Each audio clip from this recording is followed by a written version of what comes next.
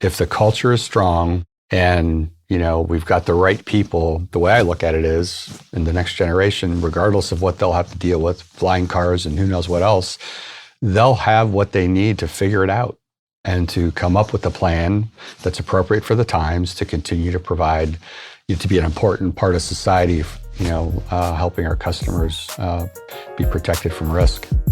Let's discover what people are building in the greater Cleveland community. We are telling the stories of Northeast Ohio's entrepreneurs, builders, and those supporting them. Welcome to the Lay of the Land podcast, where we are exploring what people are building in Cleveland. I am your host, Jeffrey Stern, and today I had the real pleasure of speaking with Ed Largent, the president, CEO, and board chair of Westfield. Very few companies in the world can boast the longevity that Westfield can, which is celebrating its 175th year of existence. Originally founded by a small group of Ohio farmers in 1848, Westfield is now one of the largest non-public companies in Ohio, the largest employer in Medina County, and has grown to be one of the nation's leading property and casualty insurance companies, with recent international expansion and as the largest writer of contract performance bonds in Ohio, with over $2.5 billion in direct written premium and $8.5 billion in consolidated assets.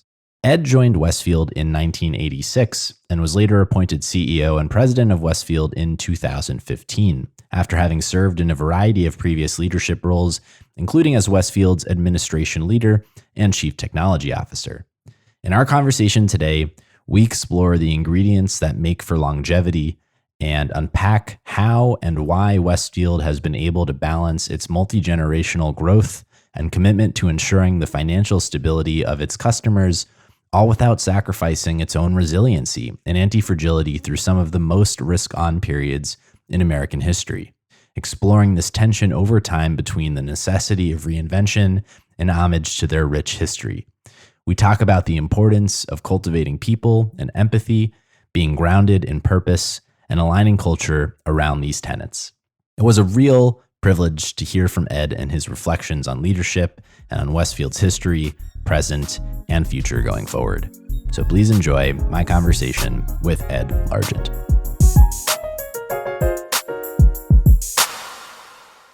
To kick us off, congratulations on 175 years. And thank you. Thank you for coming on to share the story of Westfield in celebration of an undeniable milestone here. That's my pleasure. Thanks for having me. Looking forward to it. So I was thinking about where the best place to start might be. And I was thinking that through the podcast, a lot of the stories that we get to hear and unpack are about what it takes to start something and to build something from scratch at the most nascent stage of entrepreneurship. And yeah, I would love to learn about Westfield's origins and founding. It's an important part of the story, and we'll get there.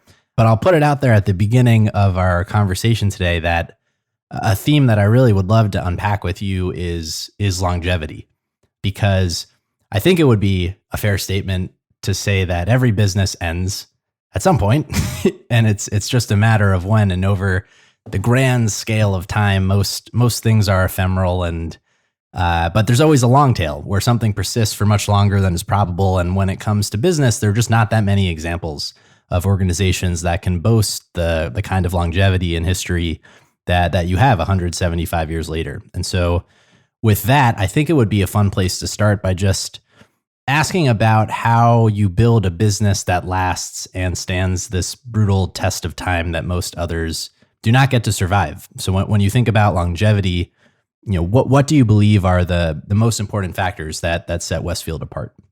Yeah, it's a great question. It's a complex one that does not, I don't think, have really a simple answer. But I'd start with, the people and their commitment in a purpose-driven organization. So we're mutual, and we were formed in 1848 for our customers, and we exist today for our customers. There, other than regulators, there aren't any other stakeholders that we exist for. And to start with, having that purpose, and then people, generation over generation over generation, that really believe in that purpose, and then build a culture around that purpose, that becomes pretty powerful. and sustainable. Not easy. So in addition to that, I think there's things like resilience, perseverance, pulling together through very difficult times and believing that you can persist. The legacy is important. And lastly, I guess I'd say, once you get to a certain level of legacy, there's some power in that foundation. And we talk about this even today in 2023.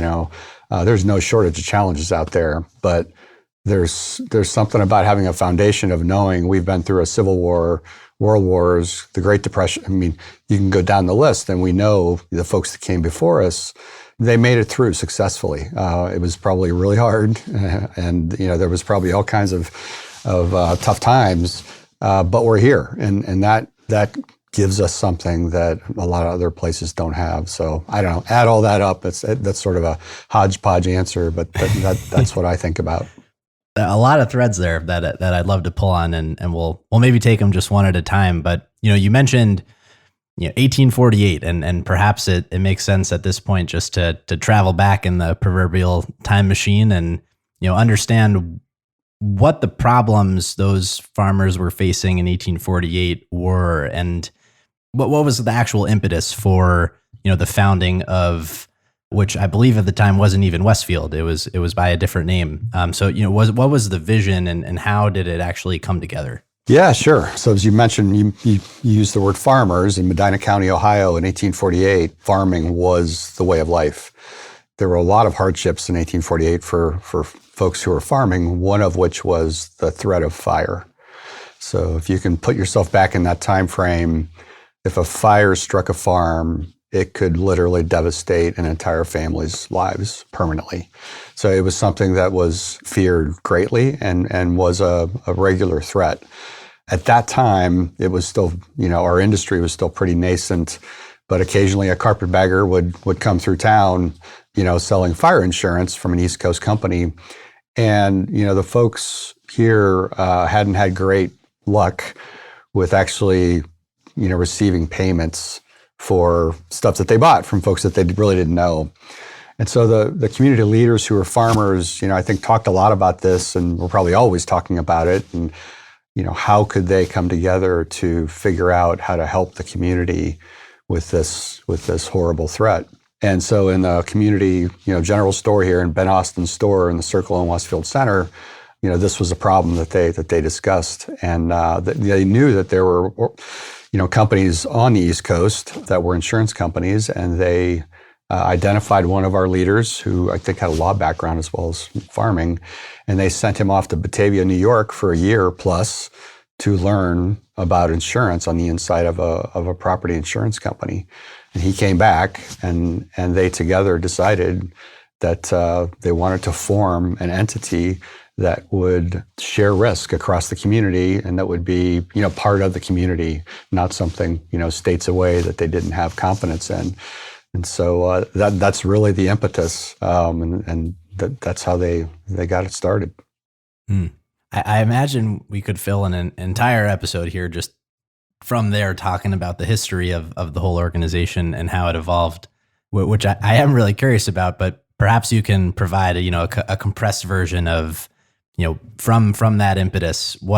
How does the whole journey kind of transpire, and how the company evolves in kind? Yeah, it's hard to compress 175 years, but the long and the short of it is they started a company which required an active state legislature at that time in 1848, which they received, and they began writing fire insurance.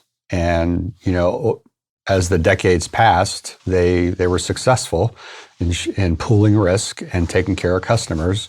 And so they grew, I would say, very incrementally over decades and decades. But then, the world advanced, and the automobile showed up, and there were more risks to cover than just fire, and society evolved, and the company evolved with those changes. So we began writing auto insurance and other kinds of insurance that people needed. And we also began to expand throughout Ohio and then into neighboring states like Indiana and Michigan and West Virginia.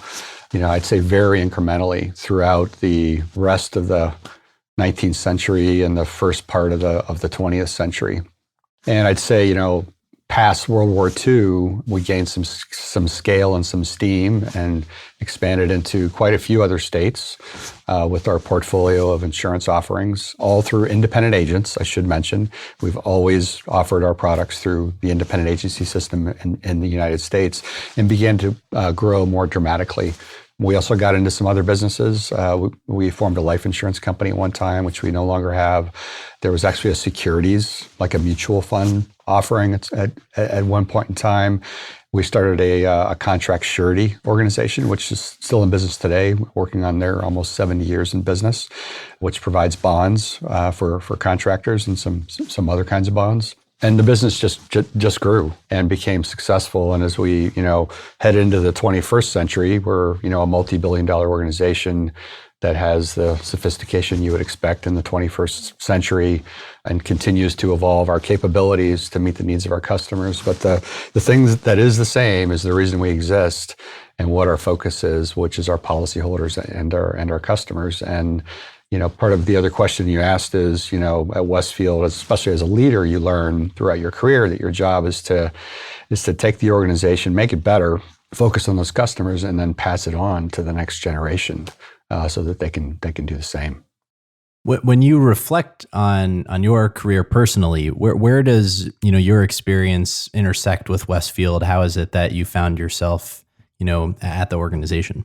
Good question, because I'm only a 37-year employee, not 175, and so it's actually a fairly limited scope I've got, and I'm very honored to be leading the organization through this anniversary. But yeah, I started in 1986, right out of college. I needed a job, quite honestly, and my life was moving very, very fast at that point in time. A lot of things going on. Westfield was one of my offers and options, and I didn't know anything about insurance. And at the time, we had a very robust management training program for college graduates. And so me and 50 of my closest friends convened together here in Westfield. And I like to say they taught us how to spell insurance. The first thing they did was take us through a 3 or 4 month curriculum where they really taught us the fundamentals of the business. And then we all went off into our disciplines. And mine happened to be information technology. I had a computer science and a business degree. And so I went into the world of corporate IT for more than 20 years and had, I think, about 14 different jobs where I, either worked in or led every aspect of our information technology. And that afforded me the opportunity to work with literally every area of our organization and to gain an understanding of our business end to end, including our distribution channel and our customers. So that was a great career experience for me. And it helped me cross paths with so many people around the organization and outside the organization that helped me learn, that sort of led me into corporate leadership positions and led me to the role I've got today. Had you anticipated at the time that, in retrospect, this is where you would be today within the organization? Never in a million years. Never in a million years. I needed a job. I needed to support a new family, and kids came very quickly. And it was probably about 5 years in before the light bulb sort of went off for me. I'm a bit of a slow learner, that I had landed in a place that really was a purpose-driven organization, and that was different. It was different than what some of my friends and family members were talking about. And I noticed the culture that surrounded that and how special it was. And so it took me a little while to realize what I'd landed in. But once I did, I thought it was pretty cool. It is very cool. I'll pull back something that you mentioned from a little earlier on, which is that over the course of the history of Westfield, the world at large has experienced some pretty trying times over those years. Everything, like you mentioned, from wars, the Spanish flu, the Great Depression, world wars, economic recessions, the most recent pandemic, natural disasters, the list goes on. And as a business that is based on understanding the risk that is associated with expected and unexpected events, I'm curious, just at a high level, what is the philosophy around risk and how you think about that? Sure. It's a really important question. It's the basis of what we do. We try to understand risk and develop expertise in areas of risk. And we don't do that in an insular fashion, right? You have to be out in the world listening and learning from lots of people and experts to gain an understanding of risk, and then to take that understanding and to offer a risk transfer mechanism that's efficient and effective for customers. And that is a never-ending process, right? Because risk changes in the world. That you just went through a litany of events that just tells us the world changes, right? We all know that, but risk changes as well. And so the risks we deal with today are very different than those risks in 1848, and they'll be different tomorrow. And so understanding how those risks evolve, how society evolves, and then how we need to change our capabilities, our expertise, our understanding, and our products is just a process that has to constantly go on. It's just a never-ending activity. And one of the things in the industry we talk about is looking for new ways to help people manage risk, because there's lots of risk out in the world that insurance doesn't today really offer solutions for. And so there's all kinds of opportunity to innovate and find unique ways to help people.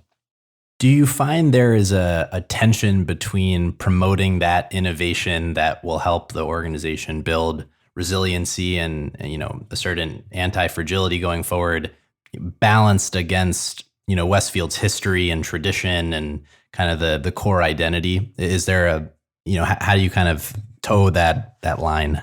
It's not easy, and I think it's a challenge, and it's something that an organization like ours is constantly working on.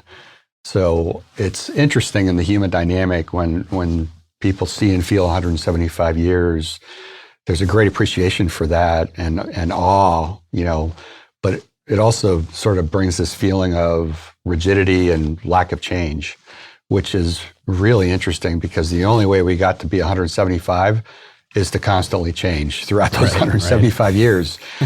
And because we're a mutual, we're not a public company driven by shareholders and quarterly earnings, there is a danger that you can become rigid and overly conservative. And so I think part of my job and our leaders' job here is to strike that balance, is to understand what's going on in the world, how risk is changing, and lead change in a constructive, effective way, and manage that balance. And I would say that's a big part of my job and has been for quite a while.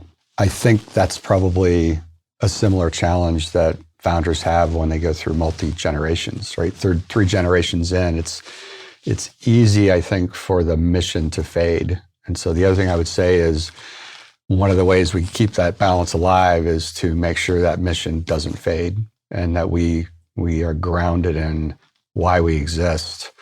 And, our customers are changing. The world's changing and our customers are changing. So if we keep that front and center, it'll help us manage that balance. I mean, it's evident that the core theme here is going to come back to people and, grounded in the mission. I have a lot of questions, but I have a few follow-ups specifically on that, line of thinking, which is, I'll ask the first about kind of succession and, over the very long course of time, what was it like when you came into the role to lead the organization? What does the planning process look like? How is it, instrumented to keep the entrepreneurial, innovative spirit alive, and how the organization at large kind of cultivates talent? Yeah, there's a lot in that. There's a bunch of questions. I think a lot of organizations do a great job with succession, and they put a lot of energy and time and thought into it. We do as well. And I think because of our mission and our desire to be around for the next 175 years, our board, for example, takes succession extremely serious. And so, there are multi-year planning activities and actions that go into place, as well as leadership development and ultimately, selection and then implementation of succession plans that go into place. They really want to be sure that, the leader that's in the role I'm in is going to persist the legacy and manage that balance between innovation and conservatism that you mentioned. Beyond that, since I've been here at Westfield, there has been a huge focus on the development of our people throughout the entire organization. And I've benefited from that for sure throughout my 37 years. I've been very fortunate. And I think that's linked to this as well, right? Our people make this organization, period. And so investment in them, making sure that the culture persists and they create the culture that we think is important. There's a lot of focus on that. There's a lot of time and money spent continually in that arena. It's really fascinating because it's from my perspective in this kind of stark contrast to what I feel is the culture, if you will, at very early stage companies where it's almost a cult of personality around the founder. But if you're to have this longevity, it really has to be grounded in the mission and the culture at large. It does. It does. You just said that very, very well. I don't know how many generations in we are, but we're a long way in generationally. And so leaders here need to be grounded in that mission. And we aspire to have a culture that really, where leadership is a collective activity. It's not, driven by one character. And if we can achieve that, and that's a never-ending journey, but if we can, that will help, pass this on to the next generation, because it's not about the leader and their personality or their preferences. It's about the mission and it's about the culture, and the culture can sort of persevere itself. It's a bit of a lofty goal, quite honestly. It's not easy. Yeah. Because, people change. We hire hundreds of people every year, and we're expanding, and, we're buying companies and expanding geography. And so, it takes constant work to try to achieve that aspiration. And maybe not sure we ever achieve nirvana there with the culture, but the effort, I think, makes it possible for us to persist the legacy. Yeah. Maybe just a tactical follow-up to that one, which is, what that looks a little bit more like in practice. Because I feel like one of the problems that I would imagine is the case with succession and, over time would be this kind of principal agent problem that would chip away at, the equity of a company over time, where there isn't that alignment of incentives. So the question being, how do you align incentives over the long term to get the buy-in of everyone on the team? Yeah. So the first thing that I want to make sure everybody understands is, as a mutual, none of us own this organization. So we exist for the policyholders. We're regulated by the state. And so if there would ever be a problem, we could go into receivership and the state would take us over. But there's not this equity thing that you just referred to with founders. That actually is a big piece of the puzzle, right? So beyond that, we all, earn a market salary, and we do have incentives, and we try to align those incentives to, the financial goals that will create success for the organization, not, for our personal gain. And that means that back again, grounded in the mission and our customers. And so it's never easy, but, at a mutual, I think it is different, right? Than whether it's a privately owned, family owned, or even a publicly held entity, which helps with what you referenced. So you had mentioned, the next 175 years, and I want to get to that future state and hear about how you think about impact and planning and all the steps involved there. But I think it might be helpful just to set the stage before we talk about the future, just in the present. And I know at some point, I don't know exactly when recently, but Westfield Insurance, you guys have dropped the insurance in, perhaps a pursuit of a broader vision. And so I'd love to hear from you, just what does Westfield look like today? I'll describe it in a couple of components. We are a standard lines property and casualty company with a number of businesses, a portfolio of businesses that operate in the United States, regionally in 20 to 30 states, depending on what that is. And so that means personal insurance, so automobile and homeowners and umbrella insurance for individuals and families.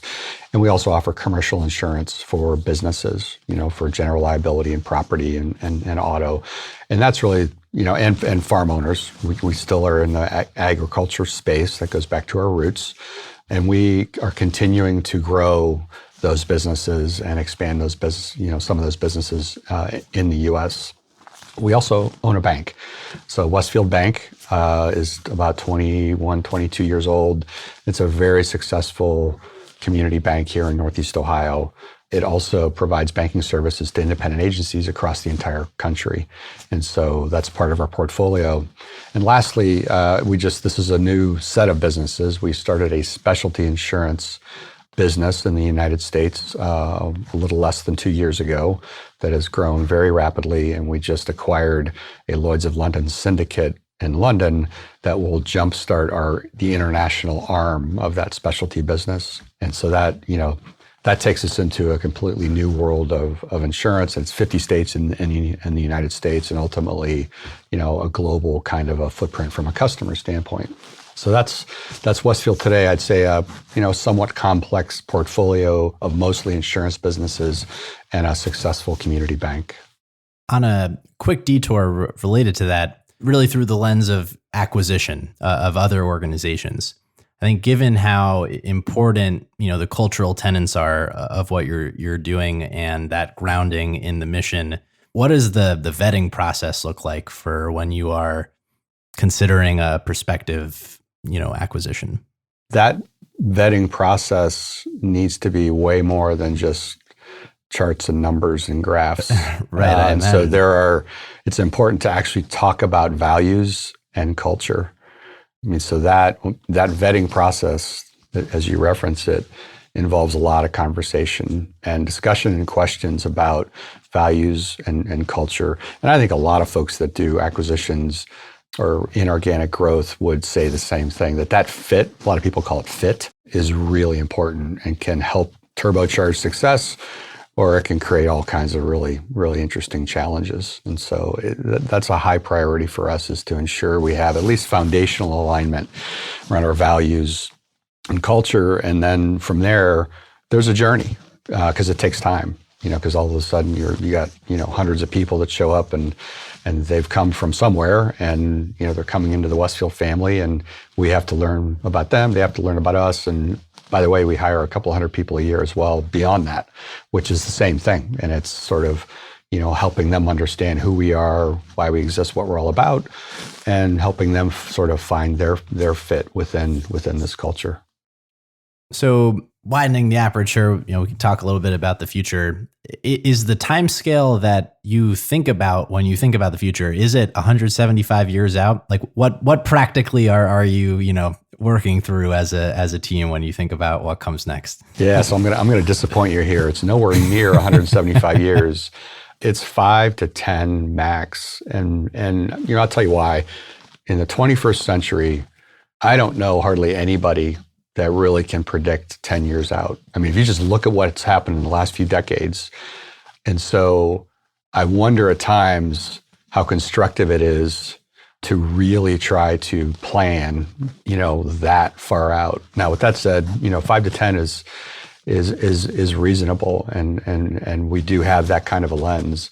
Just as importantly, though, is that culture that I talked about. If the culture is strong and we've got the right people, the way I look at it is, in the next generation, regardless of what they'll have to deal with, flying cars and who knows what else, they'll have what they need to figure it out and to come up with a plan that's appropriate for the times, to continue to provide, to be an important part of society, helping our customers be protected from risk. So understanding it's not, fully out there in the future, it's a bit more practical. What has you most excited when you think about, what's coming next, what's on the horizon for Westfield looking forward? Yeah, it goes back to that concept of evolving risk. If we think about our lives just as individuals, and we think about businesses and what they were dealt with 20 years ago, 10 years ago, today, and what they'll be dealing with tomorrow, there's a lot of interesting opportunities. I sort of jokingly mentioned flying cars. That's going to happen. There's a whole bunch of things that we all know will happen. We're not exactly sure when it will happen, right? And so that's new problems to solve for customers. And that's part of that, evolutionary process that is quite exciting for us, right? Insurance sounds pretty boring to lots of people, but when you get into this industry, you realize that that it's pretty darn interesting, and there's a lot of aspects that are very intriguing. And so I think, as I look forward over the next 10, 20 years, what we do is going to look very different, and we will have to continue to evolve and change. To climate change is another one. We're hearing about that on a daily basis, and we're hearing about the implications there. That has direct implications to our world, because we do insure property, not only in the United States, but soon to be beyond the United States. And so that's a great example of the world changing and the world evolving, and we've got to figure out how to change and evolve to meet the implications of those changes. What do you find are people's biggest misconceptions about, perhaps not even Westfield, but insurance at large, that you wish folks had a better grasp of? It's a very complicated business that involves a contract that is usually scores and scores of pages long and full of legal terminology. And that makes it very difficult for the average person to understand. I think most people at the highest level understand they need it, and it is a way to protect them. But I think we are constantly trying to figure out how to simplify the understanding for the average customer out there. And because it is a legal contract, it does have to have legal terminology, because if it doesn't, you won't stay in business very long. But that's something our industry is constantly working to achieve. The other thing I would say is, I mentioned this already, that it's sort of a boring, staid, 200-year-old industry. It's a pretty old industry, but once you work in the industry, you realize it is anything but boring, and it can be very interesting, and lots of different kinds of career opportunities within a company like Westfield. What do you find are the biggest challenges facing Westfield? Maybe another way of phrasing that is like, what does keep you up at night? Understanding that, constantly evolving to risk is part of the whole process. Yeah, I mean, that would range from anything from, really dramatic, catastrophic weather events that would impact large swaths of our customers, right? That's one of our top 5 risks that we monitor and manage carefully, but that's always a possibility. I think an unusual or abrupt shift in how we are regulated within the United States, and even beyond the United States, that could force us to change the way we do business and potentially make us less relevant for customers, is a concern and a worry. So there's a couple of examples. The last thing I'd say, though, is because of the way our industry is built and the assets that we're required to carry to cover future liabilities, because we don't know our cost of goods sold when we make a sale, we're a very resilient industry. And it's perfect timing to talk about this, because we've got a bit of a banking thing going on out there with a couple of banks in the United States, and now with Credit Suisse in Europe. And you can find quite a bit out there that contrasts our industry. We're always the last man standing. I like to say we have to be there when everybody else isn't. Whether it's the Great Depression, the Great Recession, the pandemic, we have lots of experience where the industry's there, and we're built for that, and so that helps me sleep, quite honestly. There's other industries that just don't have that kind of stability. Well, it seems it's not just a stability; there's a certain discipline that is required. That, I don't know, thinking even just more generally about humans, that it doesn't come naturally. I feel like that level of discipline. How structurally is that, kind of woven into the organization? It's a great point, because it does take discipline, and there's a lot of experts in a company like Westfield. I mean, a lot, that help us understand the past and analyze the past and look at trends. All of that expertise understands we'll always be wrong. Predicting the future is impossible.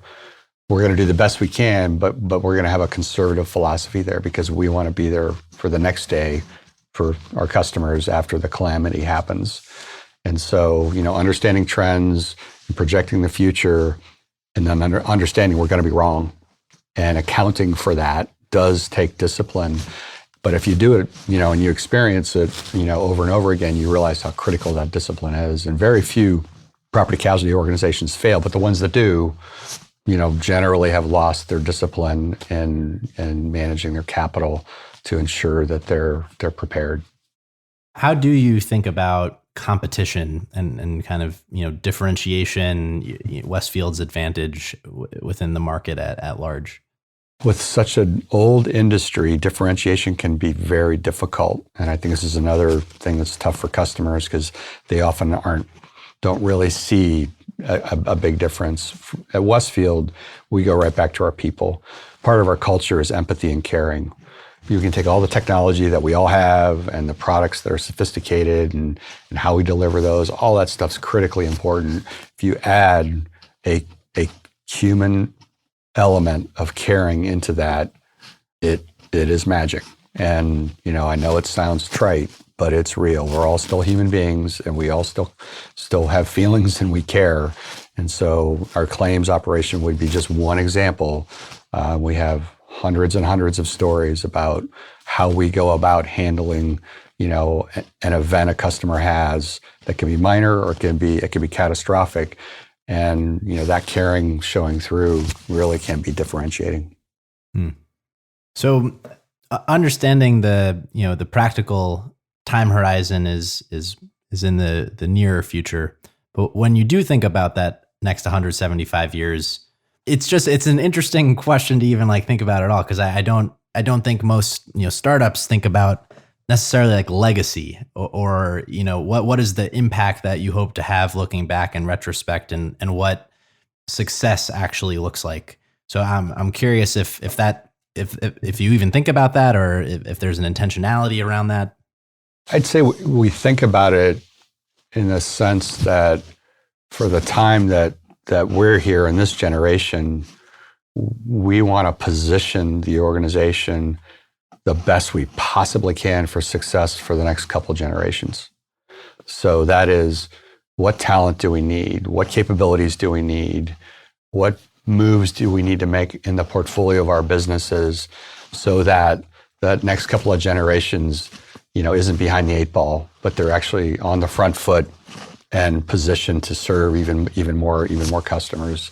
That's a mentality that I think I have and many of us have here at Westfield. So what would you say is success?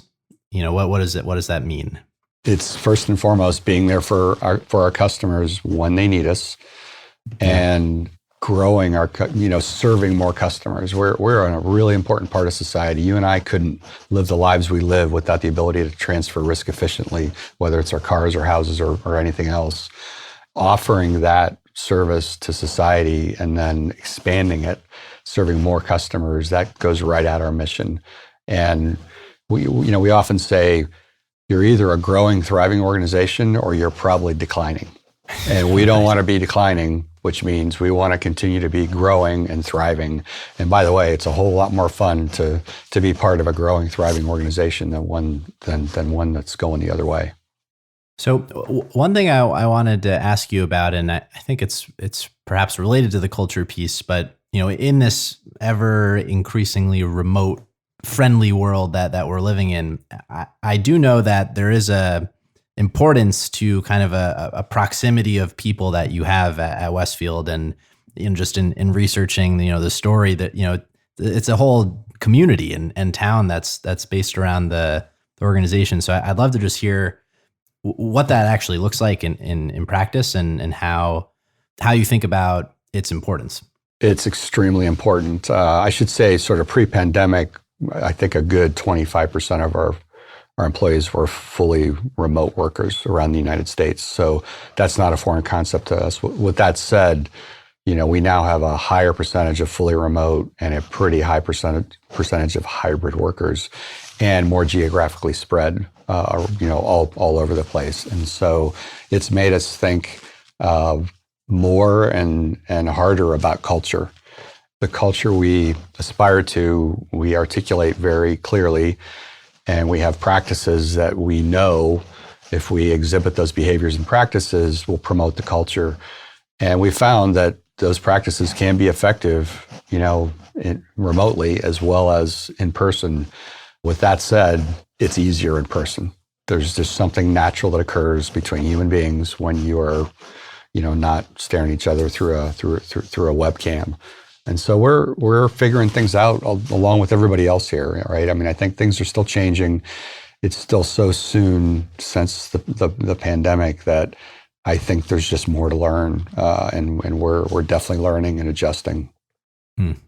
So I want to ask a few more personal questions about your own journey through this, and some of the reflections or learnings that you've had in this role. And to start, I'll just ask, what are you most proud of reflecting on your career at Westfield? I'm proud of the success the organization has had in 37 years, and the magnitude of growth and the customers that we serve and how we go about our business. But I'm probably most proud about how the culture has evolved. It's more clear than it was 37 years ago. It was sort of in the air, it was in the ether. And after some period of time, you sort of got it. And now we're just very overt about articulating what it is and why we desire a certain culture, and then what the behaviors or practices are that really help promote that culture. That's I think, accelerated our ability to persist that culture. And I hope, long after I'm gone, that work will help persist the place for generations to come. So I'd probably put that at the top of the list. What have been the most surprising lessons that you've taken with you? Things that, really you did not anticipate or expect coming into it? I've got a technology background. I spent a whole lot of years in the world of complex technology, which was great. I enjoyed it, loved it. At some point in my leadership journey, I realized technology is great, but it doesn't matter. People make everything work. And at the crux of just about every challenge, it comes down to people. And so my emphasis definitely shifted from early on in my career to what I paid the most attention to definitely where it is today. All of that stuff is super important, and it's very cool. And having the capabilities our customers want and need is critical. But the people behind all that, or riding alongside all that, are more important. That's probably I'm not sure it's surprising, but it's definitely a great learning of mine through my career. Yeah, no, that one actually resonates quite a lot. I've also found that it ultimately always comes back to people. That's a good thing. It is a good thing. It is a good thing. For a entrepreneur who is thinking about, in this context, trying to build an organization that outlives their own time at it, what advice would you offer up? If I reflect on the Westfield story and I try to put myself in those folks' shoes, I think it's, entrepreneurship is about taking risk.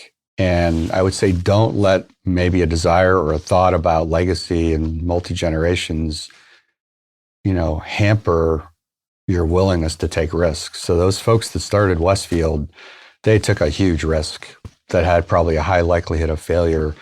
And I'll tell you, within the first 5 years, they made a couple of decisions and they made some moves that we still to this day don't know exactly why, but boy, they were, in hindsight, great moves. But they didn't stop taking risk and doing what they thought made sense and was right. When you get, maybe over a couple of humps in the startup entrepreneurship mode, you can start to think more about legacy. And I think, family-owned organizations do this for sure. But don't let it take your eye off the ball. Yeah, it's challenging because I think that in just a survey of history of companies is at the heart of why most of them will fail over time. So I think we've covered a lot of ground here. And before we make our way to our kind of closing questions, I just want to pose a greenfield, question space for comment. Are there aspects of your own journey of the work you're doing at Westfield, kind of doubling down on anything that we talked about that you feel is particularly important that we haven't, gotten into the depth that you would like to? You've covered a lot. I'm not sure I've got anything that I would pull forward that you haven't touched on. I've heard you were a great interviewer, so. Well, thank you. Well, our traditional closing question is for not necessarily your favorite thing in Cleveland and in the greater Northeast Ohio area, but for something that other folks may not know about, a hidden gem, if you will. So I'll ask you for a hidden gem in the Yeah, I knew this was coming, and I thought about it, and fortunately, I don't think there's that many hidden gems. I can't come up with anything that people wouldn't know about. The one thing I would, for me personally and my wife, that might put into that category is on the culinary front, and it would be Momocho, modern Mexican cuisine in Ohio City. We just have for years and years absolutely loved that place, and it reminds me that we got to get back there at some point because it's been a little while. But I don't think that's a hidden gem, but maybe there's some folks out there that haven't heard of it, and if you haven't, check it out because it's world class. I second that. It is one of my favorites. Cool. I'm glad you mentioned it. Well, Ed, I really appreciate you coming on and taking the time. I want to congratulate you again on 175 years. I think it's an extraordinary milestone, and so really appreciate it. I really enjoyed the conversation today. I did too. Thanks for having me. And as we say at Westfield, after 175 years, forever forward. If folks had anything that they wanted to follow up with you about, what would be the best way for them to do so? Yeah, I'd say email would be great. So it's edlargent@westfieldgrp.com. I'm on LinkedIn as well, so that'd be another way. Well, thank you again, Ed. Thanks, Jeffrey. That's all for this week. Thank you for listening. We'd love to hear your thoughts on today's show. So if you have any feedback, please send over an email to jeffrey@layoftheland.fm or find us on Twitter @podlayoftheland or @sternhefe, JEFE. If you or someone you know would make a good guest for our show, please reach out as well and let us know. And if you enjoy the podcast, please subscribe and leave a review on iTunes or on your preferred podcast player. Your support goes a long way to help us spread the word and continue to bring the Cleveland founders and builders we love having on the show. We'll be back here next week at the same time to map more of the land. The Lay of the Land podcast was developed in collaboration with the Up Company, LLC. At the time of this recording, unless otherwise indicated, we do not own equity or other financial interests in the company which appear on this show. All opinions expressed by podcast participants are solely their own and do not reflect the opinions of any entity which employs us. This podcast is for informational purposes only and should not be relied upon as a basis for investment decisions. Thank you for listening, and we'll talk to you next week.